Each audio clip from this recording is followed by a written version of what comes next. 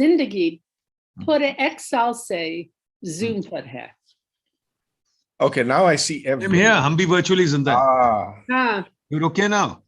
So I see Nadeem, I see you over there. Yes. Great. And I see Arshad Ahmed Okay, Sahab. folks. If you guys are ready, I'm ready. Everybody is here. Sab aa gaye? Okay, great. Wonderful. Okay, folks. Welcome to the PIDE webinar. We hold our webinars very regularly on various issues on Pakistan. So I thought it's very important to worry about the HEC2, given the fact that the HEC is once again going through a wrenching transformation. Be that as it may, we in this webinar really want to explore the topic of HEC, what it should be doing, where it should be going. And I would like to put another question to these speakers, who I'll introduce shortly. Do we really need an HEC? And if we do, what sort of an HEC do we need? Do we need an HEC that unifies all universities, that proposes a cookie cutter approach to universities? Or do we need an HEC that allows diversity? Do we need a funding agency? Do we need a regulatory body? So I'd like you to explore the issue deeply. Let's leave the politics aside. Let's leave the current situation aside. This is PIDE hopes to be a research and a conceptual body. So let's do the conceptual work here. Let's not worry about the court cases and things. So with that, let me move on to the panel, because in these webinars, PIDE doesn't say much. Our panels speak. We only speak through the panels. So we have with us Dr. Pervez Hudboy. Everybody knows Hudboy. A valiant fighter, has been fighting for human rights, educational rights, quality in education, and many things. Has an active website, has produced a lot of material that's very worthy of every researcher to follow. I learn a lot from his videos, so he's a national treasure. So Dr. Hudboy, thank you very much for joining us.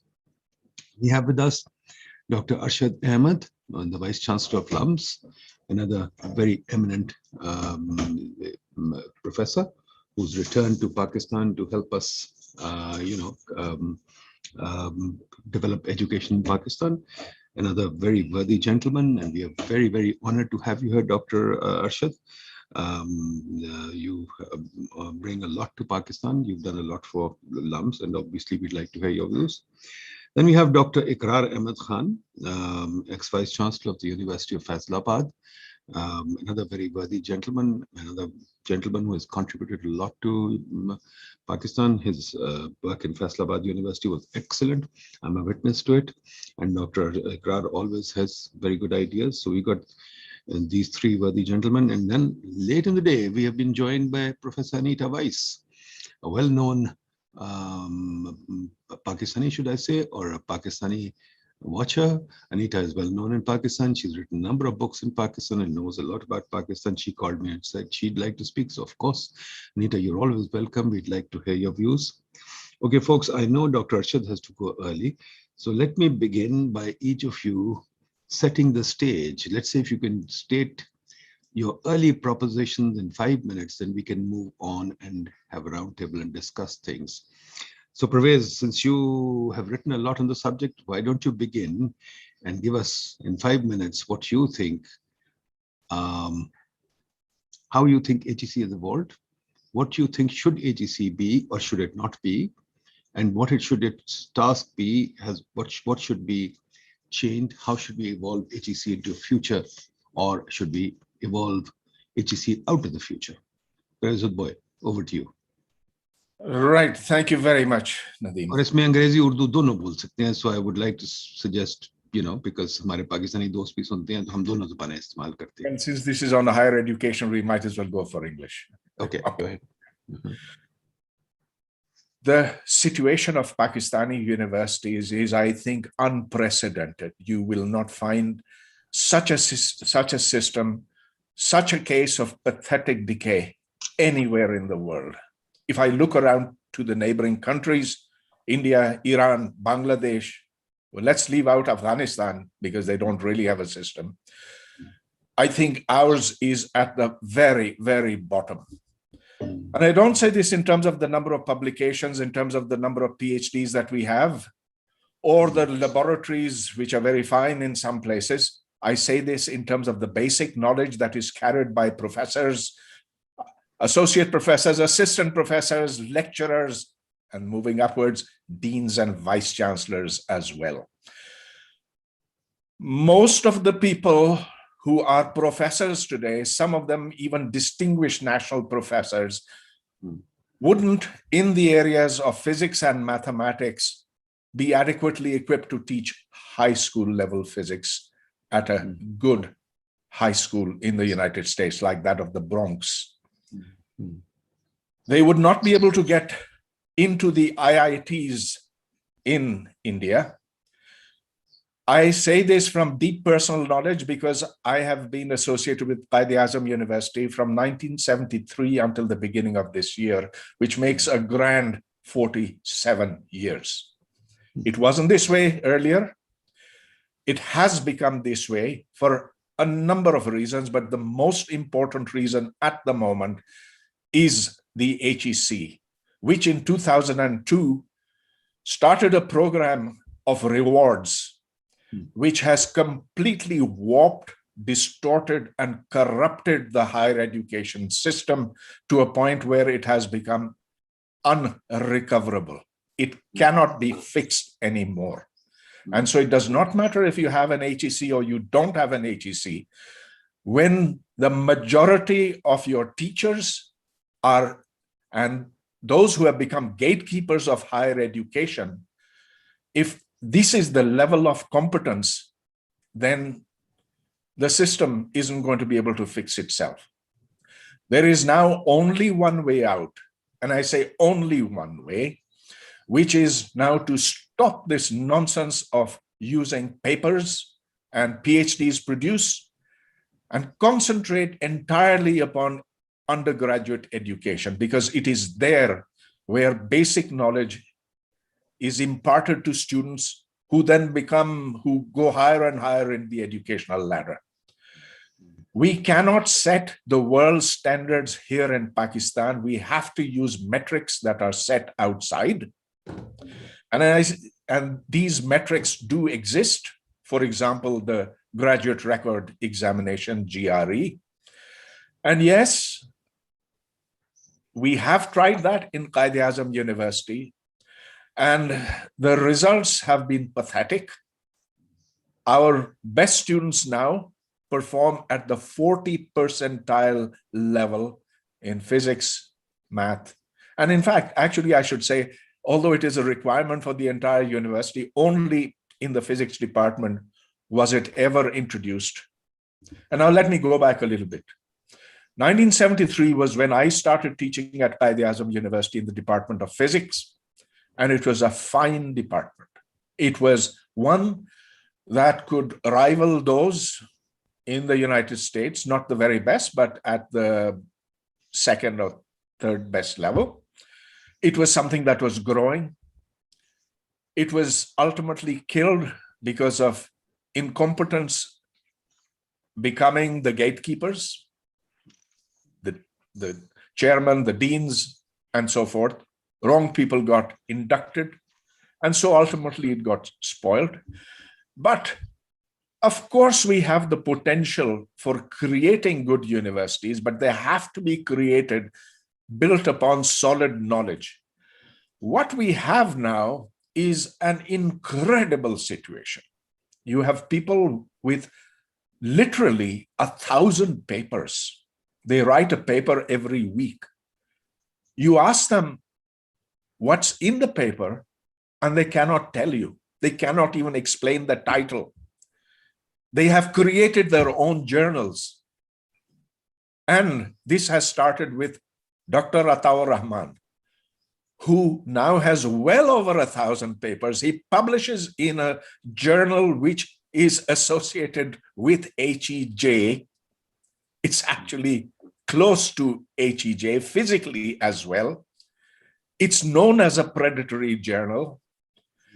And this cancer has spread across the country. So I don't ask you to believe me. I ask you to bring a full professor of mathematics or physics and ask him to stand before the blackboard and explain to every one of us, some simple concept. Let's say, write down Maxwell's equation and tell us what the solutions could be, for example, or something even simpler, or prove some simple theorem in mathematics. They will not be able to do it. In fact, if they could do it, they would probably be running a tuition center for A levels and making 10 lakhs, 15 lakhs, 20 lakh rupees a month. The fact is that it's the skill deficit, it's the knowledge deficit. And if we don't address that, then our future generations are ruined. I'm not saying that the situation is equally bad in the social sciences or in biotechnology or in the agricultural sciences. Of course, there are places where one does not need that kind of skills, knowledge, etc. And there one can hope for, one does have actually a better understanding of that subject. But I'm speaking specifically of the hard sciences. And it's not just physics and mathematics, it's also computer science, in which Pakistan does not have a presence in the world either. So I've taken up my 5 minutes. Thank you, Professor. We'll come back to you, of course. Thank you, very worthy thoughts. This knowledge deficit and the reliance on degrees, I noticed in economics too. I've been trying to hire people for the last year that I've been here, and it has been extremely, extremely difficult. We interviewed tons of people with PhDs, and I might add, not just PhDs from Pakistan. I don't know what they're teaching overseas now, because even people coming from universities overseas, not the best, but other universities, there's tons of universities that people come from now. And I'm a little surprised at what I see. And I don't have any explanation for it. So let me go to Dr. Arshad. Dr. Arshad, do you see the same thing? You're sitting in a very different position, because LUMS is obviously a top university and it has support the private sector, and you have the private sector behind you. Do you see the similar grim situation, or is it slightly different for you? Ji, Assalamu alaikum. Thank you, Nadeem. Thank you very much for inviting me, and it's really good to see colleagues on the panel. Shukriya. I mean, you know, I think you can finger point at many sectors in Pakistan. Education is certainly one of them, and find this problem space. You know, it's a problem space where we often get stuck in, and then go round and round and dance around that space, because it is one where you don't start at a position of strength, you start at a position of weakness.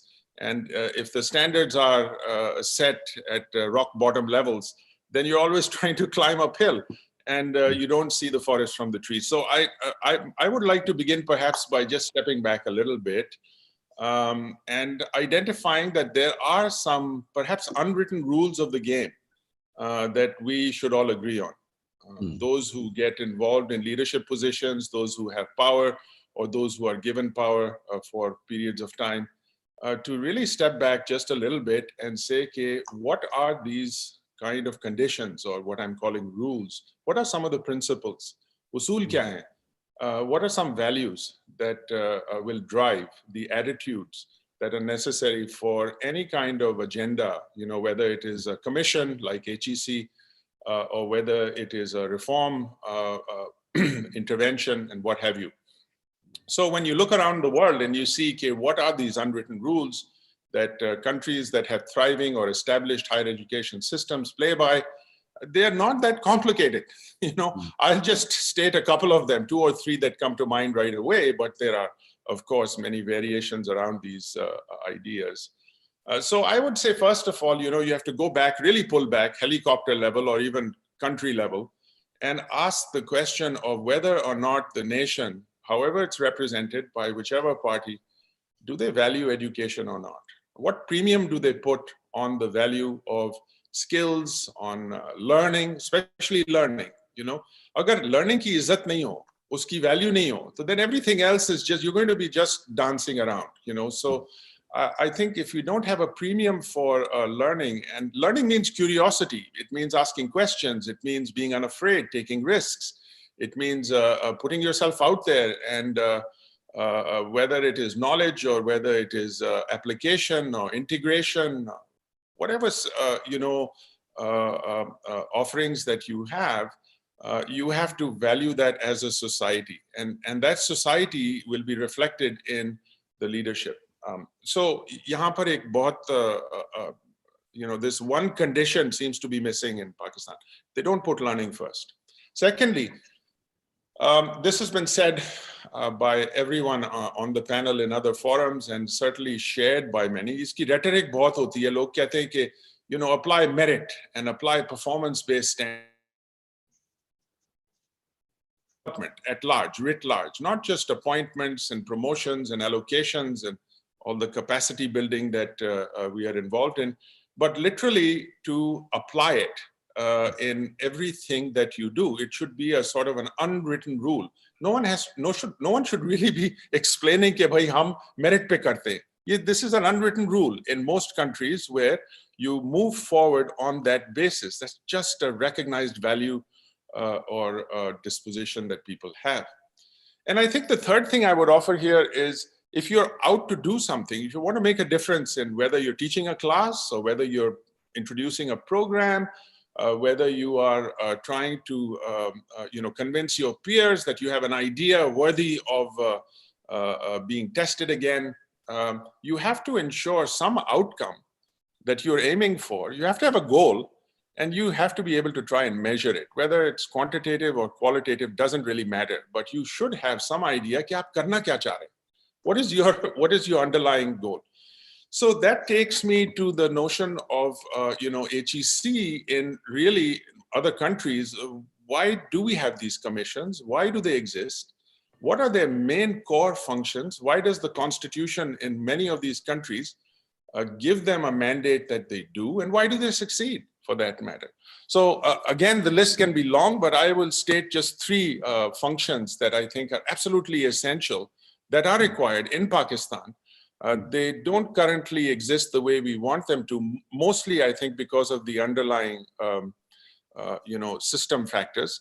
But it's not just, let's not make HEC the bogeyman. I mean, there are too many other institutions in Pakistan that suffer the same fate of bureaucratization. They are living examples of an entrenched bureaucracy with vested interests. People just don't want to shift because of lack of those values. So what are the three functions? The first one, I'd say, a very important one, is the sort of distributive or allocation function.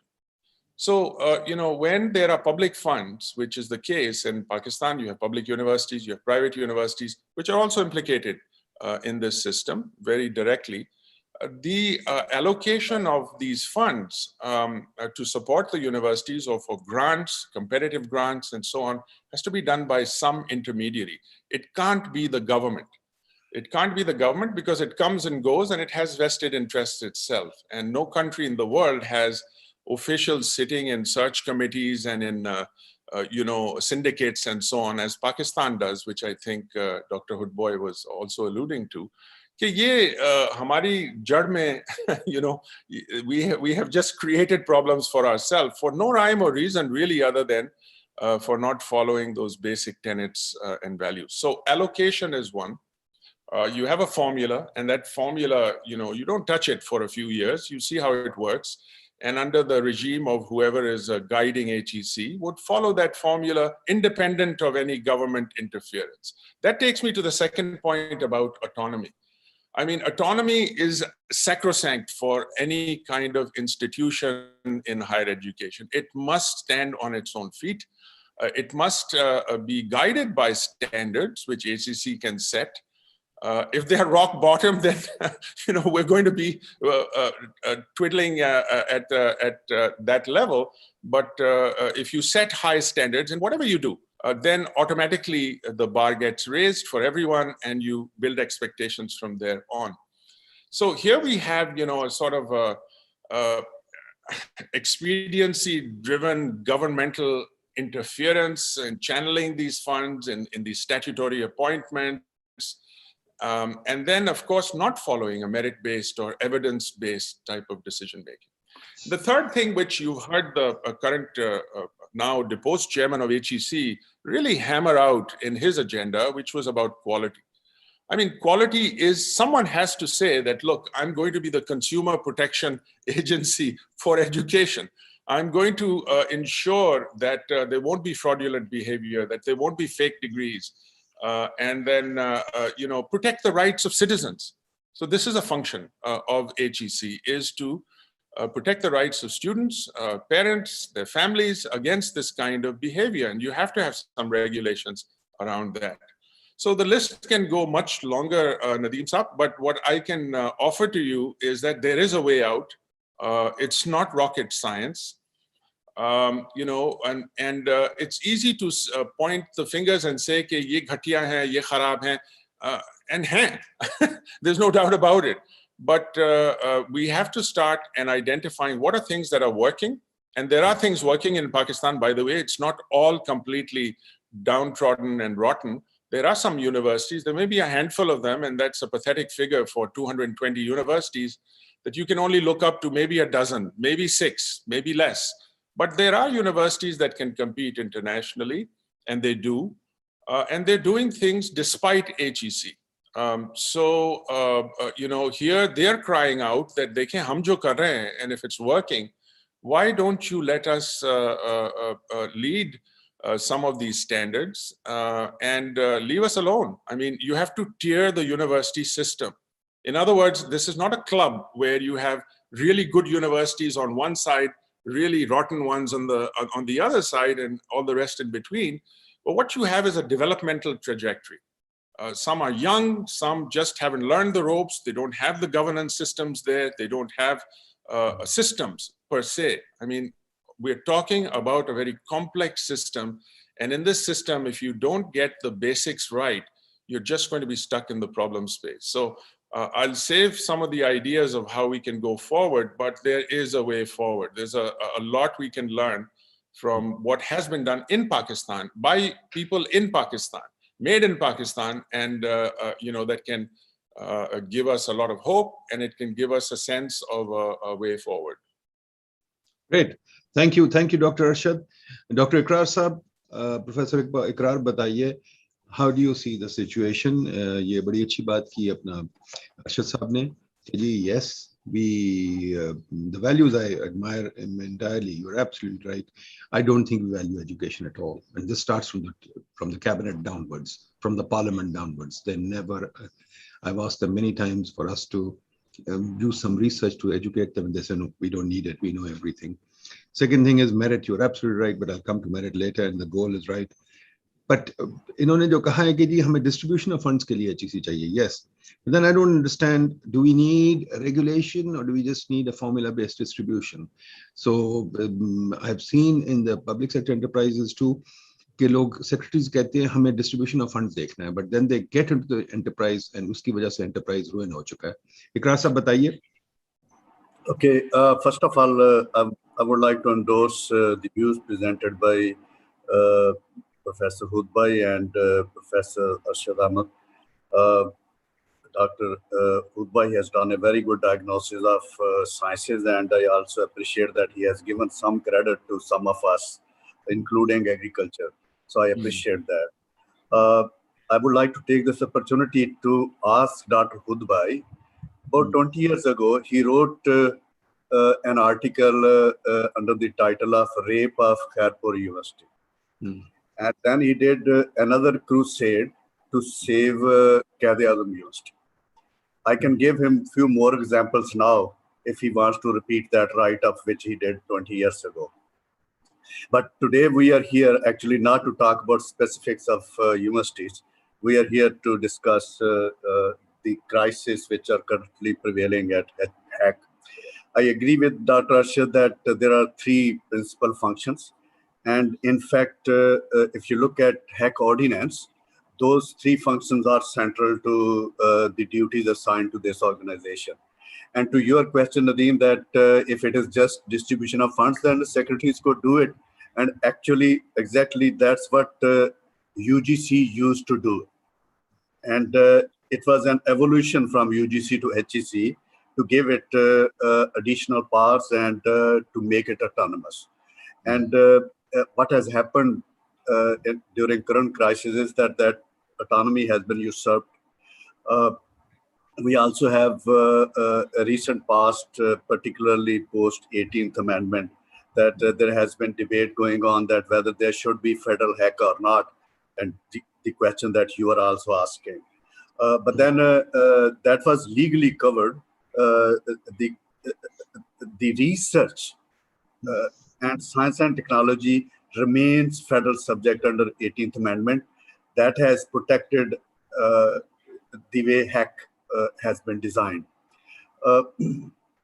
The four questions which you have framed, that what has HEC done and what are the issues in HEC and what are the possible way forward. On that, I think we should focus our energy now, because we cannot turn the clock back, and we cannot find new solutions by abandoning the existing institutions. And we have to also make sure that the higher education, particularly the universities, don't become another set of SOEs, state-owned enterprises like PIDE and steel mill and railways. Because if the current trend prevails, then there will be SOEs. The public sector universities, many of them are already the big ones are getting bankrupted. So funding issue is an important issue, because we carry a lot of baggage, and we also want to move ahead and bring about improvements. But to your question specifically, I would say that once HEC was created, there should have been a periodic review, and we should have adjusted our priorities. We started PhD programs, we started NRPU, we started establishment of centers and new campuses. There were good intentions on the paper, but then the way it was done and the political expediency and the way lopsided development took place, that has actually failed to achieve. That has actually caused the failures that we are facing. The PhD program, the NTS, which was used as its indicator to pick the candidates, that has been proved to be a fraud. That fraudulent NTS, it is known now to everyone that NTS was a fraud. And then the way those, PhD placements were outsourced. PhD is supposed to be a creative activity between a candidate and the supervisor.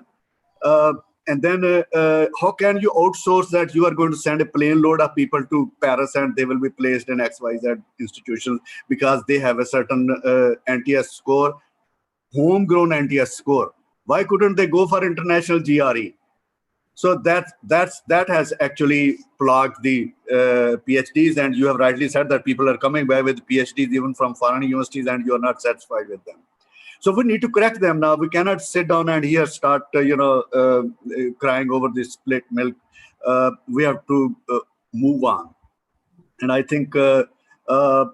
Banori and Dr. Hudbai's diagnosis of poor undergraduate education is also very valid.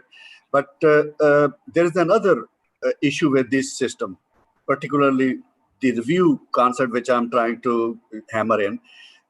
There were some reviews, but there's a tendency in this country that every time a new person or new government comes in, they think everything done in the past was wrong, and they're going to start it over.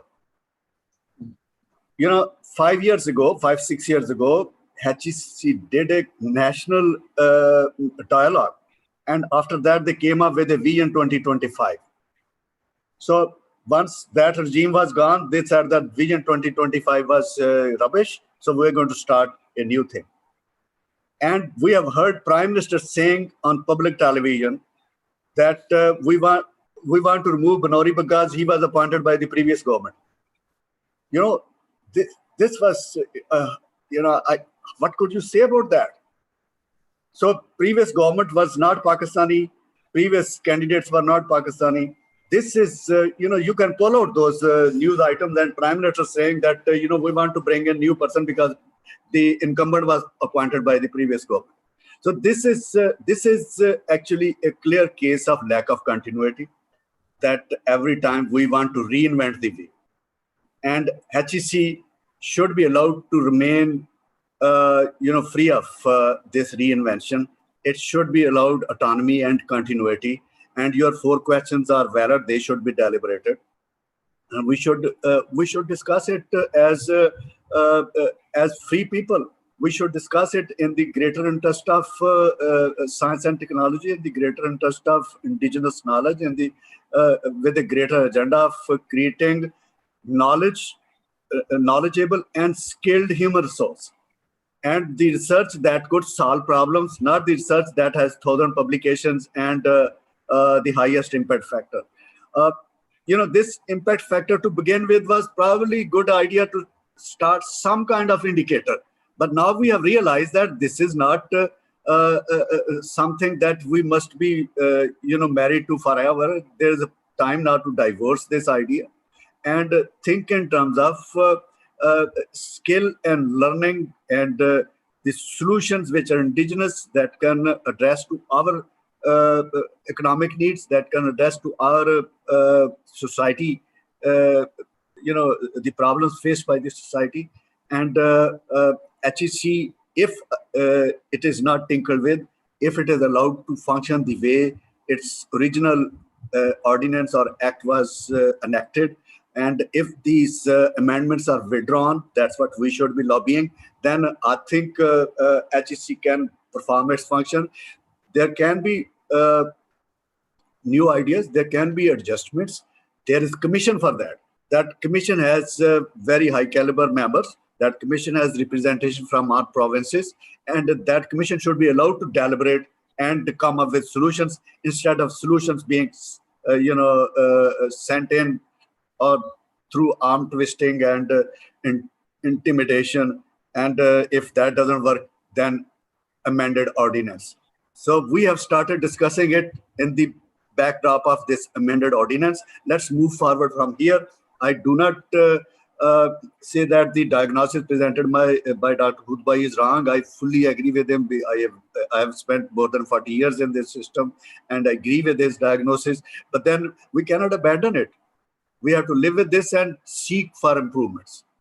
And there are good examples, Dr. Arshad mentioned, and I also agree with that. There are good examples, and Dr. Hudbai has also agreed that there are some good examples. So let's build on those good examples. And I actually would like to see that this discussion moves forward. These are my opening remarks. Thank you. Thank you very much, Dr. Ikrar. I'll come to you, Anita.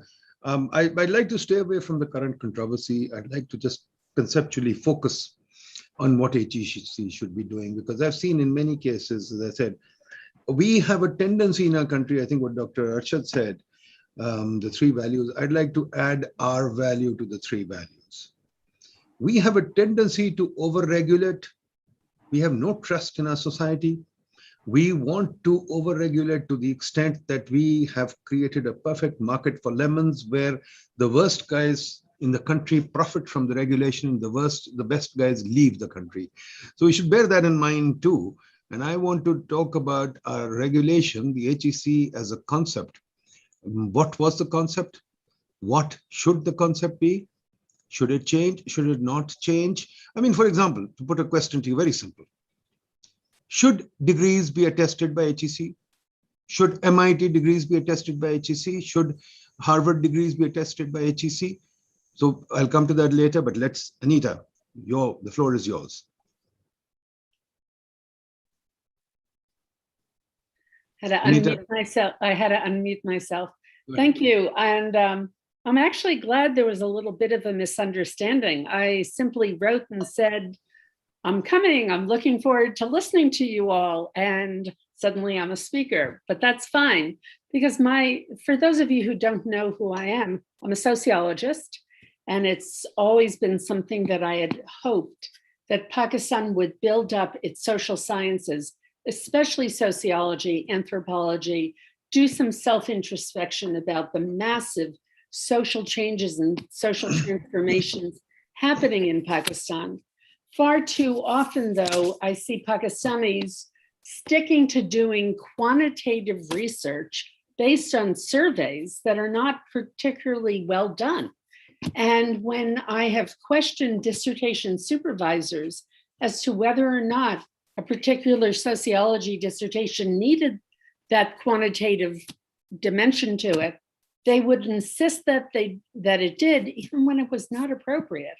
So it's been sad for me that in the 43 years since I was first affiliated with a university in Pakistan, that there has not been much transformation in the social sciences. When I was a doctoral student at Berkeley, and I was doing field research in Pakistan, I had at that time, the University Grants Commission or whoever it was, insisted I be affiliated with a university in Pakistan.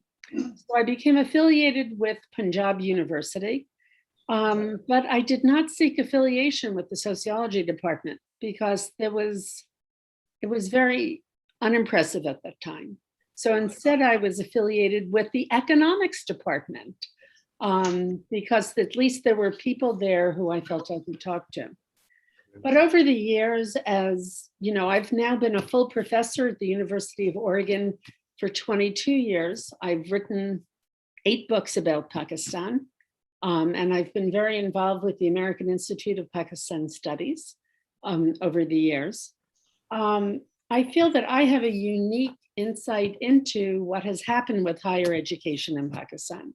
I have to say, I mean, it really saddens me to say I agree with Pervez that what I have seen quality-wise is sad. I have seen some really good people, though, come back either, that they've been able to study abroad. Some have studied in Pakistan, and they're really good, but the system frustrates them. In fact, Professor Iqrar Ahmed was talking about before some of the impact numbers, or look, I have been asked by a large number of universities to serve on different selection, this has all been remote, but to serve either in a selection committee or a promotion committee. And I've been asked far too many times to be the external examiner for doctoral dissertations. I have found a couple of good ones, but by and large, the system doesn't make sense. I mean, I feel like for promotions and for appointments, I'm being asked to count numbers. They don't ask me, there is no place where I am asked to comment on the quality of the research that has been done. And I think Pervez knows, and I know Nadine knows, and probably many of you in this audience know, that the way that you receive tenure, at least I can speak to the United States because that's where I'm a professor at a university there, you receive tenure by having external scholars write about your research. I mean, they don't even write about your teaching, they write about your research. When you're promoted to full professor, again, external scholars write about your research. It's sent to them, they comment on the quality.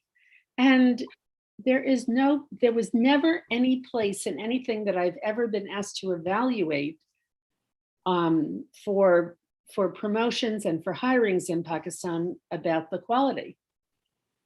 Doctoral dissertations, I have read some that have been outstanding. Most of them are okay. I had said to the former chairperson of the HEC, well, actually, Suhail Naqvi, I had said to him that my determination for approval of a doctoral dissertation in Pakistan was that I would have accepted it as an MA thesis at my university. And he said, no, it has to be accepted as a doctoral dissertation. I'm like, and almost nobody would ever be accepted. I mean, that's just the truth in terms of the argument you make, how you integrate your literature review, how you're trying to make an original contribution to the knowledge we have in the world. That's the point of a dissertation. Anyhow, going back to the HEC, I think that it held the promise of raising the level of higher education in the country after the erstwhile University Grants Commission was closed, which I thought was, I'm sorry, pretty useless. But you're right. I mean, from what everybody has said so far, it seems that the HEC has become embroiled in politics. I'm not saying the individuals at the HEC, but I'm saying people who've been on the outside have embroiled it in politics, which is deeply unfortunate. The United States does not have the equivalent of an HEC. We have disciplinary organizations that rank departments, but that doesn't mean that they actually rank universities.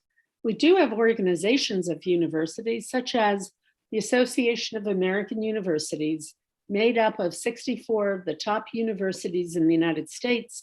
What makes them the top? It's decided on a range of issues, faculty student proportions and other opportunities. My university is a member of the Association of American Universities. Nobody sets curriculum for any universities. And therefore, I was surprised when we have a university partnership with Karakoram International University. We started in, I guess, 2014. And that's been extremely fruitful. We've brought colleagues from there to Oregon. I was able to bring colleagues from Oregon to Gilgit and Hunza, and it was great. But one colleague at KIU, they finally were able to push through and establish a sociology department. And he sent me their ideas for curriculum just to get ideas. I mean, I'm an established sociologist. I felt it was very right that he sent it to me. But I was shocked to see certain courses, part of the sociology BA curriculum, that have no business being in a sociology BA curriculum. But they were courses that the HEC had mandated had to be part of a BA curriculum. I mean, I said it would be great if they could teach sociology of religion. You don't have a BA curriculum teach about a religion. I know that's a topic I don't want to get involved with. But the other thing was as I was listening, I was writing my thoughts down. And the other thing was about merit. It seems that merit is a huge issue in Pakistan.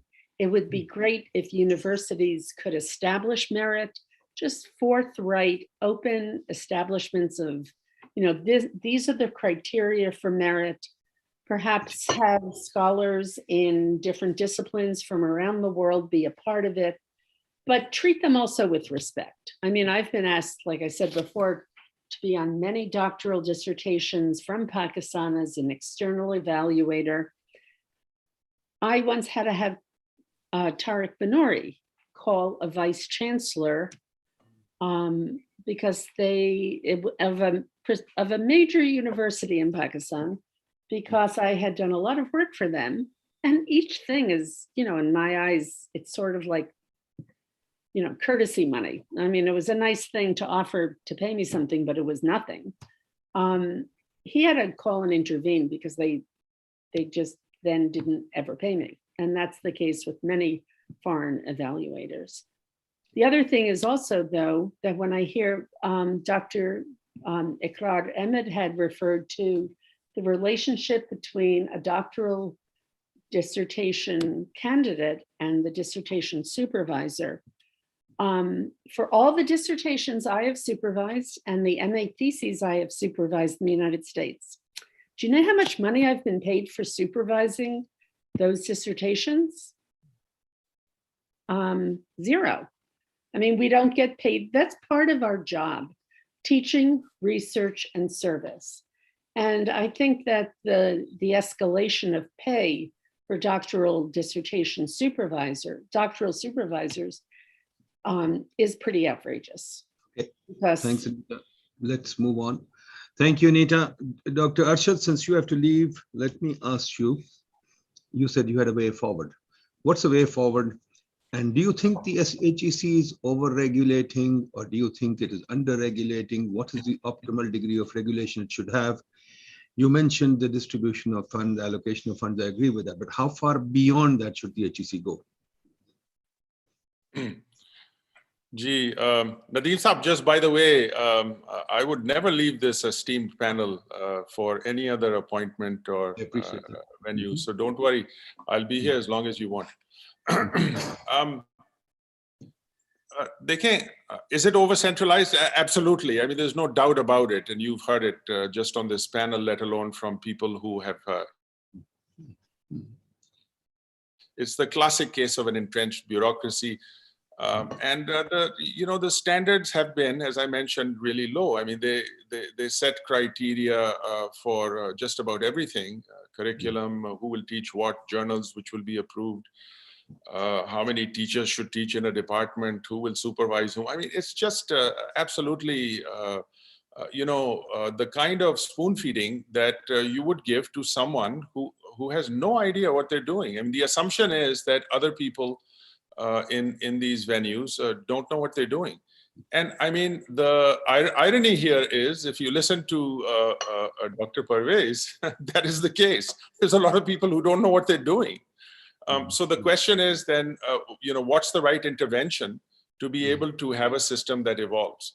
So uske andar, I mean, there are degrees of freedom, right? There are degrees of freedom for any kind of institutional development that you have.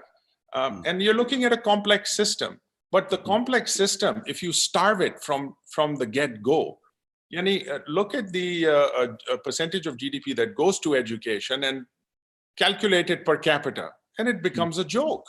How much money is actually being given for higher education, or for that matter, education in total, in a country like this where it is not valued? So I go back to the first principle that if you starve the system, you're going to be always stuck in this problem space. So if you have to fix those basic things first. I mean, attitudes are very important, but at least have the ingredients for conditions that you can actually function. It's like saying you're raising children, let's say, as a parent, but you don't believe in school. You don't believe in any question your kid asks you. You just figure that somewhere, someone else, someplace else is going to do that job. So who's going to do the job? And I think as you look at how this haphazard system has evolved, there are those who said we're going to take it on ourselves and despite the constraints, move forward. So in that respect, those universities have been allowed to exist, and they do exist. And what are they doing that allows them to function in an autonomous way where they can make the decisions about allocating scarce resources, whether it is a tuition fee or other donations or engagements with partnerships with the private sector. Whatever the case might be, HEC's role is one where they at least set some standard. And the standard is then has to be emulated or actually applied by real people in real institutions who model those standards. And those standards are then not going to be compromised when it comes to the regulatory function. So when you're going to regulate and say, okay, this is a minimum expectation that you are not to give fraudulent degrees, who's going to police that and champion that? Is there a need for regulation? Yes, there is a need for regulation. And that is why it is part of its constitutional mandate. The question is, how do you do it? And in any complex system, if you don't have the right governance mechanisms, if you don't pay attention to the roles and responsibilities of those who are regulating, then you're going to have a broken mess that we do. So when you look at HEC right now and you say, okay, how do we move forward with this? It's not a one-person job. And I would say it's not even enough to have a good board, which in this case, I believe personally that HEC does. If you look historically, what kind of people have led it and who is in charge right or was in charge right now, and the very fine board that it has, that too is not enough. What you need is you need to have that entire commission not look like the worst university in Pakistan. I mean, HEC actually is a reflection of the bureaucracy you will see in any university that you would want to disregard. So to clean their own house means that there have to be a sense of bringing in a leadership team that is going to have people who are believing in those firm principles and then applying them. So you've got vested interest there, you've got outside interference, you've got a system with too many holes in it. And give the leadership and the board a chance to clean up its own house. If it cleans up its own house, I think it could serve as a good model in helping universities to move forward. And I think every chancellor, vice chancellor would say, we want more autonomy, we want more responsibility, but we also want to be able to manage the resources. I mean, it's like saying this, Nadeem, that within your own institution of PIDE, suppose you hire senior leaders, right, to carry out your mission, which may be a very grand mission of high standards and what have you, but then you don't show them budgets. They have no control over the budgets. They have no control about hiring. They have no control about quality. You take all that away, but you give them titles. You just basically hire people with titles. Well, what would you expect those people to do? Not much, right? So this is what's going on right now, is we've got a shell of a system. We don't have any substance behind it. And to introduce that substance would mean that you're going to have to decentralize. You're going to have to give autonomy. And then with autonomy comes responsibility. And that means that there are checks and balances that are imposed by the governance system, at least mapped out by HEC, that would be self-regulating. So if you have a good system in any university, it self-regulates. You don't need HEC to come down and police you as such, but you need a framework. You need some guidelines. You need a roadmap. You need a direction. And I think on these counts, if you look at, now we are seeing, I mean, you say you don't want to go into the details, into the weeds of people and personalities, but we can't divorce ourselves from, the current agenda of HEC. And if you look at that agenda, as some of us are looking very carefully, what is the reform agenda of HEC? Does it have any promise? Is it going to go in the right direction if we let it? And I think we'll be very pleased to know that, yes, it has a very good chance of success if it is allowed to function. We are at a stage where we've got actors from outside who are simply disrupting with all kinds of weird and disingenuous reasons to disrupt and upend the system. So, aapka last question jo hai, do we need HEC, or should it even exist? Right now, it doesn't exist, in the sense that it's not a functional body. I mean, today it's not. It doesn't work. Go to the HEC right now and see if it's accomplishing anything today, with or without the chairman. And the answer is not much, because it has been stripped of the essential toolkit that any institution or commission in this case needs to be able to function. So it becomes dysfunctional, not because of a chairman, not because of a board, but because of a bureaucracy that has become so vested in controlling its turf. That that is a mentality that exists in many sectors in Pakistan, and we can't just say, oh, it's only HEC. So I think the real way forward, if you ask me again from a helicopter view, we need a prime minister of education who believes in education, who wants to invest in education, who is open to hear, not from the insiders who are feeding him whatever I would say misinformation right now, because Imran Khan, in my opinion, projects himself as a reformer, as someone who wants to clean corruption, who wants to do the right thing. But then he's being misinformed by people around him about the state of how this important body is functioning. And unfortunately, you get the result of this ridiculous ordinance and all the machinations of actors who crawl out of their spaces and say, oh, our day has come now. We have a chance to go back and do the things that didn't work. And they are comfortable doing that because they benefit. So, in economics, and you'll hear this is my last point that I think you particularly will appreciate. A lot of economic theory, a lot of finance theory is based on the notion of agency, right? What is the principal-agent relationship? So you were talking about conceptualizing this. I think this is a key question that must be asked about, what is the role of the principal, what is the role of the agent, and what is the role of those who are going to be impacted by this relationship of principal-agent. So in giving agency, as we do in companies, we give agency to management to act out in the interest of the owner, right? That is a fundamental way in which governance occurs. What is that relationship in the education system? Who is the principal? Who is the agent? And who are the ones that are going to be impacted by their decisions? Because I feel even when you pick, you can pick any important example of affecting this system. One of the most important ones is of hiring people.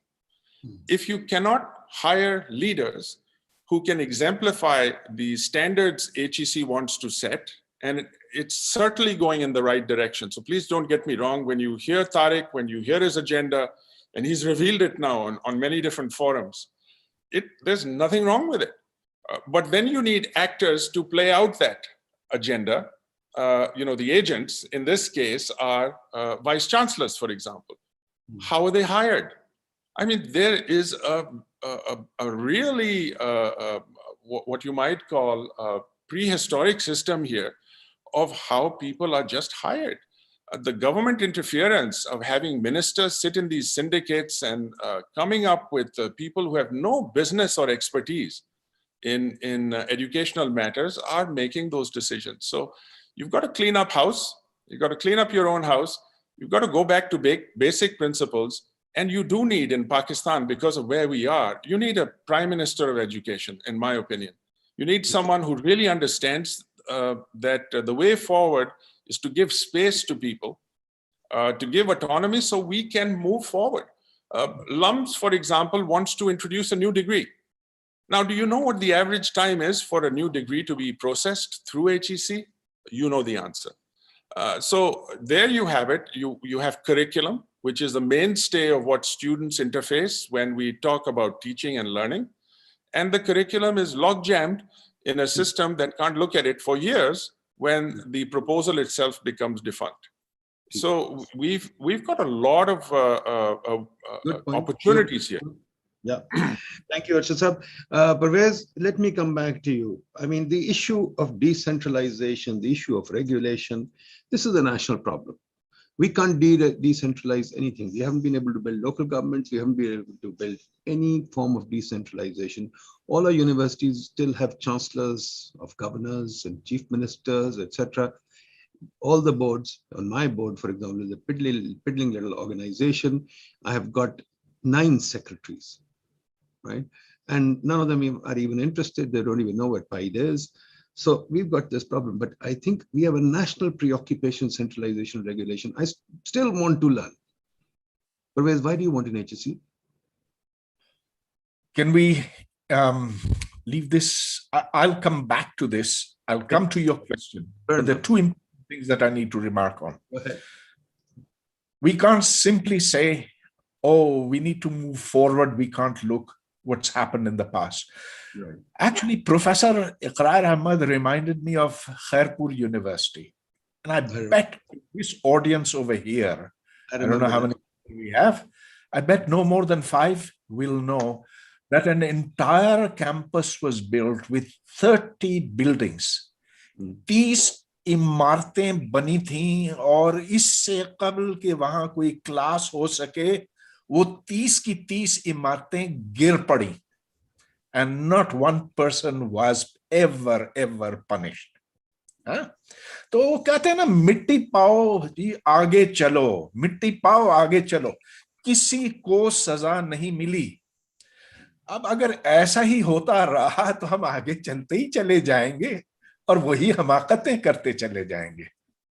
एक बात ये, दूसरा ये कि मैं तो बिल्कुल पुरुमीद नहीं हूं, अरशद साहब हैं, मैं तो नहीं हूं। फिजिक्स में एक पीएचडी की थीसिस जो एक डिस्टिंग्विश्ड नेशनल प्रोफेसर ने सुपरवाइज की थी और को सुपरवाइज हमारे कायदे आजम यूनिवर्सिटी के वाइस चांसलर ने की थी, वो भी डिस्टिंग्विश्ड प्रोफेसर हैं। जब मैंने ये 2 नोबेल प्राइज विनर्स को भेजा, एक उनमें से जैक स्टाइनबर्गर था मरहूम और दूसरा स्टीवन वाइनबर्ग है, तो उन्होंने ये कहा कि ये तो किसी डिग्री का मुस्तहक है नहीं, ये तो हम जानते थे कि पाकिस्तान में हालात खराब है, हमें ये नहीं पता था कि इतने खराब है। So if your members of the HEC, those who are the gatekeepers, those who control the purses are incompetents, then what can you expect? So I don't care about centralization or decentralization. That's a matter of detail. It'll be equally bad whichever way you do it. The point is, and you see, I don't think I've got my point across well enough, that those who are at the very top of the educational ladder know nothing about their subjects. And I say there are exceptions. And there are subjects, and I think the fine arts in Pakistan are doing okay. Anita says that sociology is not doing okay, but compare that against the hard sciences and sociology and anthropology and history are not doing too badly. And especially at LUMS, I see that you have a very good history department, and I know that there are good people at a few places in Pakistan in the social sciences. I can't say the same about the natural sciences, about physics, mathematics, computer science. And these are the 3 subjects that actually build science. They are the reason that Pakistan has no chance of being in space in the next 50 years, except if it goes on a Chinese rocket. The Indians are already have their spacecraft around Mars. We don't stand a chance. So look, it's time to get honest. And it's time to stop beating around the bush and saying, oh, will centralization fix this or not? It will not. Finally, one point. Everybody says, oh, we don't give enough money for education. Pakistan got the highest ever amount for higher education. And this was 2001, 9/11 happened. The Americans said that Pakistan is the epicenter of terrorism, let's give it money. And the higher education budget went up 1,200%. It's unprecedented anywhere in the world. And you see the consequences of that? Things were better. Things were actually better before that money came, because that money was used to set wrong priorities. And as a result of those wrong priorities, we have now a system that has become clogged, where if you try and get a good young person from outside, he will be blocked by those at the top, because those at the top have got there through these fake degrees, fake publications, and they now will control who is to be there and who is not to be there. So forget all this decentralization business. It's not going to make one bit of difference. What will make a difference is now to go to the basics. And so I come back again and again. Come back to undergraduate education. Bolster that and establish metrics. So I'm not saying do away with PhD programs altogether. I'm saying if a certain number of institutions subject to a new set of rules can take on PhDs and have them assessed in a way that is similar to that in other countries of the world, where they're subject to the same rigorous standards, then have that. But for now, forget about your higher, for the most part, forget about your PhDs and rewarding people according to their number of publications. Reward according to their competence, their basic competence in their subjects. Okay. Thank you, Parvez. Thank you. Dekhiye, my view is very simple, coming from economics.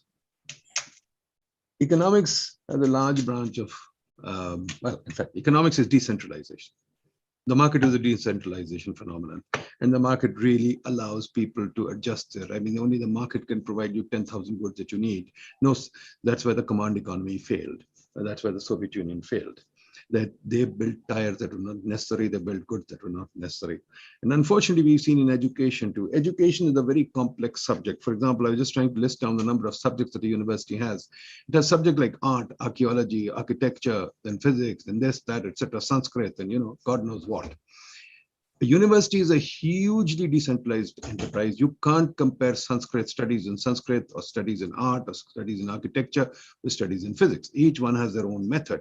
Physics, you can do problem solving through mathematics or experimentation. Art is very different. Architecture is very different. There's no reason to publish large research papers in architecture. University is a decentralized enterprise that has to offer everything. Part of the reason that I feel that our universities are going wrong is because Vice Chancellor wants to centralize everything. Vice Chancellor wants to run everything as if it's together. Anita mentioned something which is very important.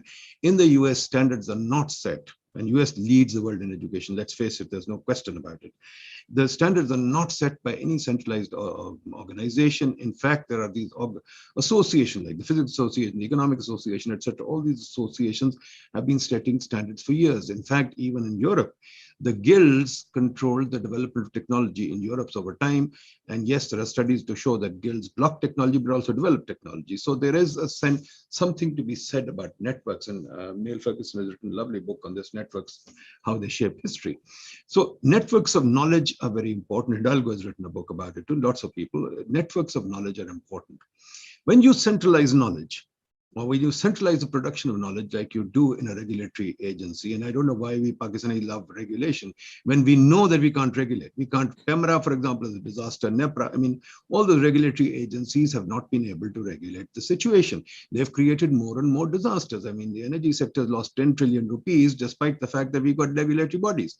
So I think the issue of decentralization or centralization has to be faced, not just at the HEC level, but also at the university level. Are universities decentralized enough? That's another problem too. Second thing also is very important, the issue of regulation. How do we regulate a university? Arshad Sahab also mentioned this cookie cutter approach that every university is the same. I think the answer may lie in diversity.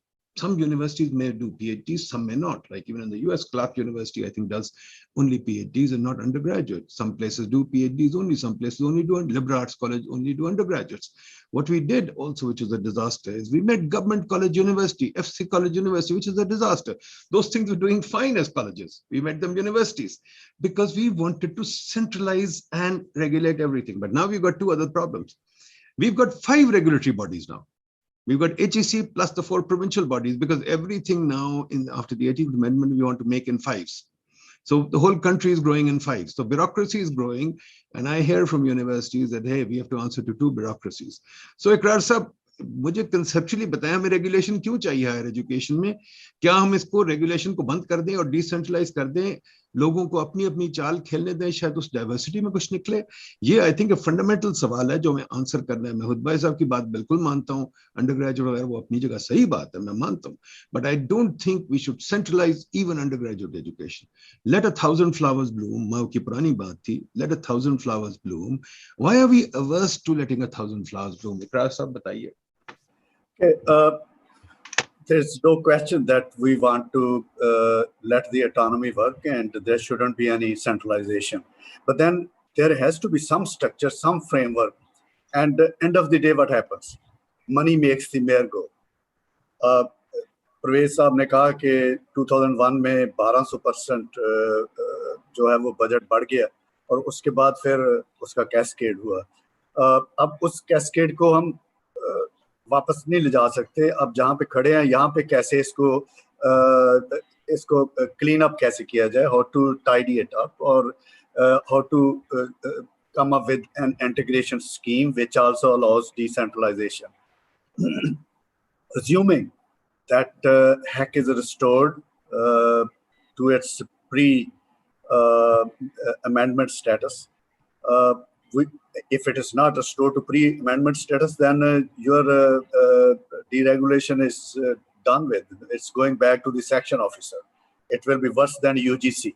So वो तो हम 25-30 साल पीछे चले जाएंगे।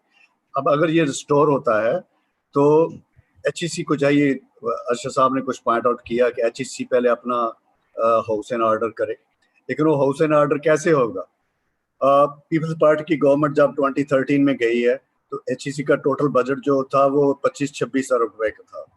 जब नून league की government गई है 2018 में, HEC का टोटल बजट जो है वो 80-90 बिलियन के चक्कर में था, और अब पिछले 3 साल से HEC का बजट जो है वो 65 अरब के इर्द गिर्द घूम रहा है। तो ये 65 अरब में आप डिवैल्यूएशन उसमें फैक्टर इन कर लें तो ये मेरे ख्याल में इसकी डिवैल्यूएशन 50% से ज़्यादा हो चुकी है। तो आपके पास रिसोर्स ही नहीं। अगर ये रिसोर्सेज यही रहते हैं तो बाकी सारी हमारी डिस्कशन जो है this is academic, but assuming that is not something stopping us from moving forward, then we have to revisit this story of everything in 5. That not only that there are provincial higher education departments created, there are provincial higher education commissions created, and then there's federal commission, but we also know, और उसमें बनौरी साहब ने एक case study भी की थी, federal capital के 20 मील के रेडियस में तकरीबन 40 पब्लिक सेक्टर यूनिवर्सिटियां, और उन्होंने सिर्फ एक आइटम बजट की जो है उसका डाटा दिया था, जो था ये जो conferences and international linkages travel grants का डाटा दिया था। तो 75% of that budget was consumed by people residing in these 20 miles. So inequalities, rest of the country left out. एक तरफ हम चाहते हैं कि ये प्रोविंशियल 5 में क्यों जा रहा है, और दूसरी तरफ ये भी हो रहा है कि budget is consumed by people sitting in 20 miles radius. So Arshad साहब ने कहा कि ये commission, even though it is very well represented and proper commission, I would say yes, and then you must also add maybe a council जो informal है कि vice chancellor committee उसको कहते हैं. Make it formal and do some division of labor. That we in old universities have syndicate and senate. There's syndicate which is executive body, but then there is a senate which meets annually, जो 1880 का Punjab university का act है उसके मुताबिक. वो उस पे पूरा आप कह लें कि एनुअल रिव्यू होता है उसमें सेनेट. तो HEC probably needs a bigger council. एक और जो बात हुई है, जो एक तो मैंने कहा ना ये रिसोर्स यूसर्व कर रहा है इस्लामाबाद, इनइक्वालिटी क्रिएट कर रहा है, इसके अलावा एक और भी काम ये कर रहा है. ये जो क्राइसिस इस वक्त HEC में है ये कंटेंडर्स के हैं. अब इस्लामाबाद में बैठे 8-10 बंदे वो इस इंतजार में है कि कब बनौरी जाए और मैं चेयरमैन HEC लगूं. ये यूनिवर्सिटी में होता था, अब ये इस्लामाबाद में हो रहा है. सो ये there has to be some kind of protection of tenure ताकि once the chairman is there, ये जो amendment हुई है 4 साल से 2 साल कर देने वाली, ये उन्हीं लोगों ने करवाई है जो उन्होंने बंदा एक लाइन अप किया हुआ है कि उसको चेयरमैन अब लगना ही लगना। ये इस किस्म की जो मैनिपुलेशन है, मैशिनेशन है इस मुल्क में अदारों के साथ होती है, ये इसके ऊपर हम बात नहीं तो कम से कम यहाँ पे अपना एटलीस्ट प्रोटेस्ट और कार्ड करवाएं कि ये क्या हो रहा है। आपने जो 5 का कहा, ये 5 नेसेसरी इवल अब बन जाएंगे क्योंकि 18th अमेंडमेंट के बाद उनके पास एजुकेशन जो है वो प्रोविंशियल सब्जेक्ट है। अब इसको किसी तरह से क्लीन अप करने की जरूरत है। बजटिंग में एक तो मैंने ओवरऑल बिगर फिगर दिया, लेकिन इसके अलावा और फार्मूला फंडिंग की बात हुई है। फिर वो कह देते हैं यूनिवर्सिटी जो है वो अपनी जो है वो सोर्स मोबिलाइजेशन करें, उनके पास सवाए फीस बढ़ाने का और कोई तरीका नहीं होता, वो फीस ही बढ़ा सकते हैं और कैसे वो सोर्स मोबिलाइजेशन करेंगे। आपने और मैंने कई दफ़ा डिस्कस किया है कि यूनिवर्सिटी के पास बहुत बड़ी बड़ी स्टेट्स हैं। Why those states are not put into use? वो स्टेट्स ऑन पेपर हैं। ये जो कहते हैं यूनिवर्सिटी के स्टेट है, उसके ऊपर परवेज हुद भाई बहुत दफ़ा लिख चुके हैं और उसमें कितनी इंक्रोचमेंट है और यूनिवर्सिटी की कितनी पावर है उस स्टेट को रिसोर्स मोबिलाइजर बनाने के लिए। ये एक अपॉर्चुनिटी भी है, that opportunity needs to be capitalized. लेकिन एक और काम जो करना चाहिए वो ये है कि ये नई यूनिवर्सिटियां, नए कैंपसेस, नए इंस्टीट्यूट, नए सेंटर्स, इनके ऊपर मेरे ख्याल में कोई 10 साल के लिए बैन लगा दिया जाए। जो एग्जिस्टिंग हैं इनको किसी तरह से क्लीन अप किया जाए। कोई हर्ज नहीं है इनमें इनको मर्ज करने में, कोई हर्ज नहीं है इनमें कुछ जो उनको बंद भी कर दिया जाए। Because if we want to improve the standards, then we have to have certain faculty student ratio, we have to have certain minimum infrastructural as well as human source requirements met. जो आपका ये concern है कि curriculum की बात हुई कि nobody defines the curriculum. I do not agree with that totally. There are certain definitions, there are certain ways to define the curriculum. It could be different approach in different parts of the world. लेकिन यहाँ पे तो सिर्फ curriculum define होने की बात नहीं हो रही। HEC ने शुरू किया टेन्योर ट्रैक सिस्टम। मैं समझता हूँ कि यूनिवर्सिटीज में BPS खत्म हो जाना चाहिए, यूनिवर्सिटीज में सीनियरिटी खत्म हो जानी चाहिए, यूनिवर्सिटीज में रिक्रूटमेंट जो BPS पे या कॉन्ट्रैक्ट पे ही होनी चाहिए, टेन्योर लोगों को मिलने चाहिए। यूनिवर्सिटीज का लॉ है, सिलेक्शन बोर्ड है, सिंडिकेट है। उसके बाद आपको पता है कि पब्लिक सेक्टर यूनिवर्सिटी में टेन्योर का क्या होता है, सारा कुछ यूनिवर्सिटी में हो जाता है और लिस्टें HEC में आ जाती हैं और 3-3 साल HEC उन लिस्टों को एंडोर्स नहीं करती। अब बताएं 3 साल जो TTS फैकल्टी आपने रिक्रूट किया है बैठा वेट करता रहे, चला जाएगा। मैं आपको एग्जाम्पल दे सकता हूँ, लोग जाते हैं पैसे दे के अपनी एंडोर्समेंट करवा के आ जाते हैं और कई 100 लिस्टें पड़ी रहती हैं, सैकड़ों में लिस्टें पड़ी हैं 3-3, 4-4 साल से। बनोरी साहब ने इनको कहा अपने सिस्टम को कि इसको क्यों आपने रखा हुआ है, लेकिन वहां पे भी वेस्टेड इंटरेस्ट है। वहां पे पक्के मुलाजम भी हैं, वहां पे कंसल्टेंट भी हैं, वहां पे कॉन्ट्रैक्ट एम्प्लॉइज भी हैं, वहां पे प्रोजेक्ट एम्प्लॉइज भी हैं, सबकी अपनी अपनी दुकान है।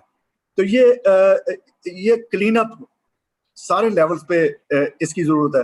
ये थीसिस वैल्यूएशन की प्रिय भाई साहब ने कहा कि ये पैसे देने का निजाम जो आया इसने खराब किया, ये सही है, अनीता ने भी उसकी बात की। अब मैं आपको बिल्कुल फुल रिस्पॉन्सिबिलिटी स्टेटमेंट दे रहा हूँ। I have read more than 1,000 external PhD evaluations, 2 evaluator for each. That means I have read more than 2,000 PhD external evaluations. 2000 में से there were not more than 10 who were, coming up with some suggestion with deeper analysis of the thesis. Most of them had filled up a form with few lines, allowed to, award the thesis, are allowed to award with minor, revision or major revision left to the supervisory committee. So ये चीजें, these are some of the things we have to revisit and change them. You never read my evaluations then. Let me just come quickly to one thing. I think we also need to worry. Should scholarships be handled centrally? For example, I remember when I was going abroad, we had a list that said, if you don't get into the top 10 universities, you just can't get money. Even though we were paying our own money, we couldn't get foreign exchange. But now people go to some strange university I've never heard of, and they are given scholarships by the government to go. So even our scholarships, which are centrally determined, are not doing very well. I mentioned degree attestation, nobody picked that up. There are so many regulatory mechanisms that HEC has in place. Should it have them in place? Is voluntary accreditation, is market accreditation not enough? I mean, yeah, none of you have made a case for regulation.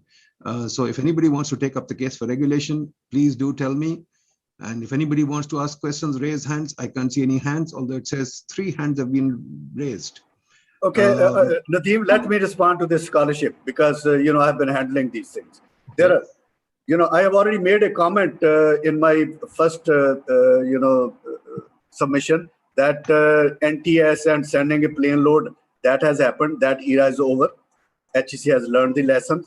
They also have now top 10 program, and they have the program in which they have picked up list of universities. In US, there's a list of universities, and in Europe, there is a list of universities. So other than that, now it is not allowed.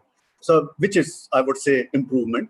But then I would like to say that there should be need assessment at the level of universities. And the university should come up with a human resource development planning for 10 years. What they want in next 10 years. There is their retirements. Nadeem, just one quick point. Right. Yeah, just a second. So the university should come up with a need assessment.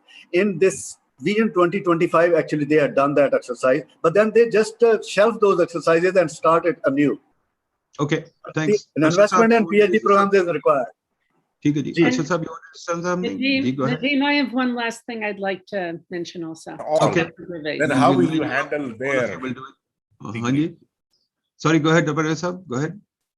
Yeah, so if you deregulate totally and have absolutely no checks or balances at all, then their degrees will be competing with other degrees from good universities, from places like LUMS or IBA.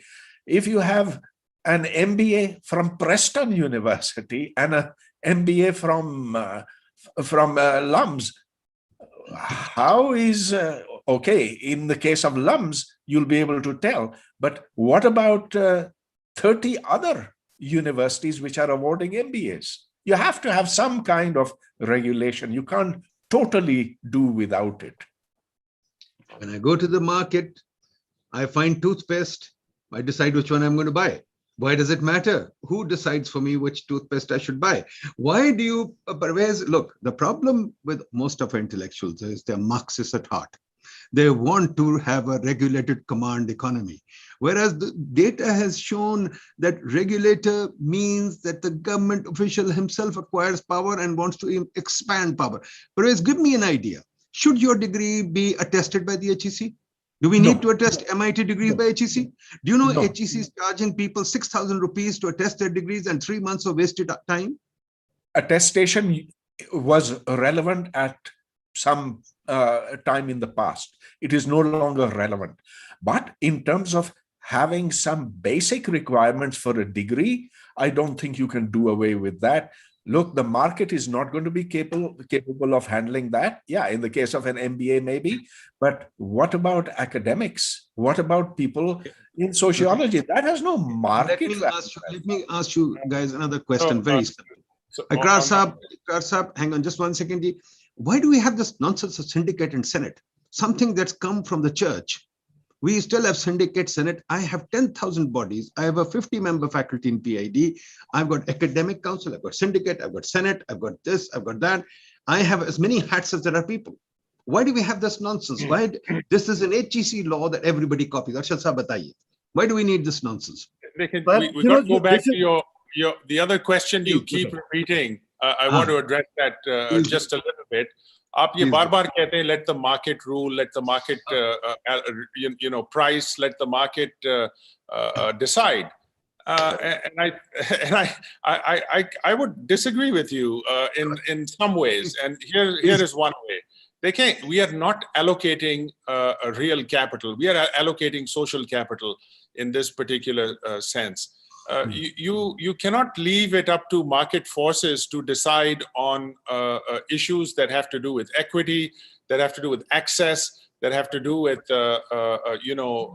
dispositions that people find themselves through no fault of their own. If they are born in a remote area or in a socioeconomic class where they simply cannot have access, then you do need bridges and you do need intermediation in between to make sure that those people are not left behind.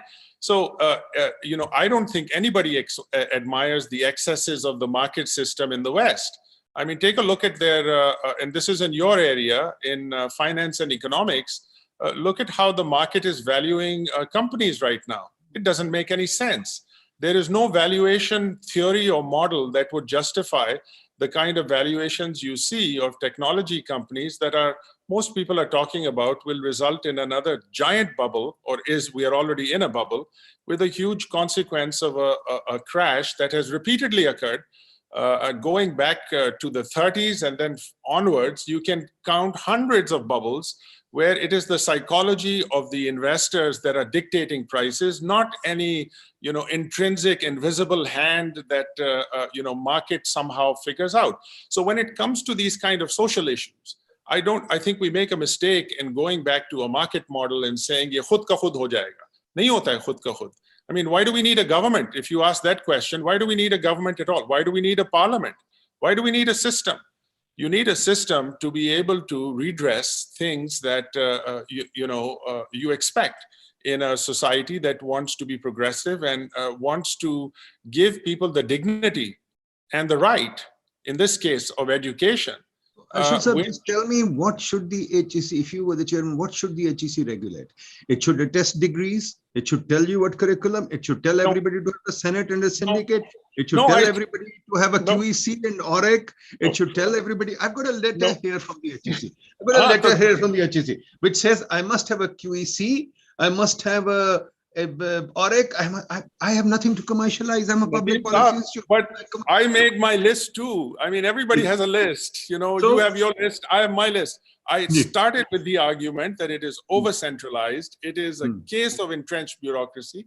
And what that means is it must let go of this this control, this need to control and bureaucratize and to ensure that one size fits all. We know that doesn't work. I mean, learning is the stuff of variety. Just like आप ये list बना रहे थे कि इतनी तरह के disciplines हैं और उनकी खुद the way they think about knowledge, the way they think about communicating that knowledge, it's the let 1,000 flowers bloom in variation. वो सब जगह पर है. Less control doesn't mean no control. Actually, I'd like to say something, because I think that Nadim's big question was, how can we move forward? And what I'm hearing from everybody is something that I also deeply believe in, and that is what the HEC has focused on the past year or two to try to improve undergraduate education. That's really laying the foundation. That's enabling Pakistanis, wealthy Pakistanis, everybody, to be able to keep their children in Pakistan to actually get a good undergraduate education. Yes, I think that there's a role for the HEC to play in trying to set some parameters, as they're trying to do, for what that undergraduate education would encompass, but not over-regulatory and not over saying that, a degree in X has to include this course, this course, this course. That's becoming way too particular. But I think that what has been mentioned by a few people thus far is absolutely correct. And that is that the HEC's focus now, you have to have a strong foundation before you can build up. I think they've put up too many new universities in the last 20 years. I've had a deep, as I said before, deep relationship with KIU and Gilgit. And they have no bandwidth there. No bandwidth, not only for teaching, but for things like doing research it's really late here. It's 11:30 at night, but they have no bandwidth, not only for research, but even for students to do research for classes. Because and there's no budget for it. I mean, there's so many problems with trying to put in these other new I think KIU is doing great. I think that Shah Abdul Latif University in Khairpur is really trying to pull itself up from its own bootstraps. But so many universities, but there's such poor quality education at the undergraduate level. You have to build up that foundation. And I think that's where the HEC would be better off spending its resources and emphasizing expertise. Okay, great. Thank you. Let me take some questions from the floor and I'll come back to the panel to round it up. So quickly, Zahid Asghar Saab, very quick, please. Zahid Asghar, is he there? Zahid Saab, can you hear me? Can you hear me, sir? Sir, I have a couple of questions. First of all, can this theory of linear sorting that we should have more number of research papers and there will be knowledge progress, that was basic flaw in our thinking. Can we move with the same approach in future, as we are still talking about minor tweaking of things? Second thing is budget issue. Sir, when we have ORIC, when we have QEC, we have so many administrative positions in universities, in HEC, and now it has become a permanent burden on our budget. Third thing, metric system. Frankly speaking, आपने मेरे बड़े सोचने पे पाबंदी लगा दी है, मेरे PhD students पे पाबंदी लगा दी है कि आपने किसी तरह से पब्लिश कर देना है whatsoever quality it is. तो इस मीट्रिक सिस्टम की बेस पे जब भी रिवार्ड एंड पनिशमेंट होती है तो हिस्ट्री में लोग किताबें लिखते हैं पूरी दुनिया में, आपने उनसे कहा कि आप अपने 15 पेपर्स पूरे करें, तो how can we come out of this metric system? Then आपने स्टार मैग्नेट्स कैसे अट्रैक्ट करने हैं? I agree with professor Hood भाई approach that until and unless you have quality graduates, how is it possible that you have quality researchers at MPhil and PhD level? No, we have very low quality BS graduates, and we have to supervise them in their MPhil. We are not bold enough, like Khudbai, that he said that ये जो है students are poor quality का है. तो sir ये 3-4 questions हैं जिस पे मेरी तीनों लोगों से नोट कर लें. I'll come back to you. I'll come back to you. Amir Ranja साहब.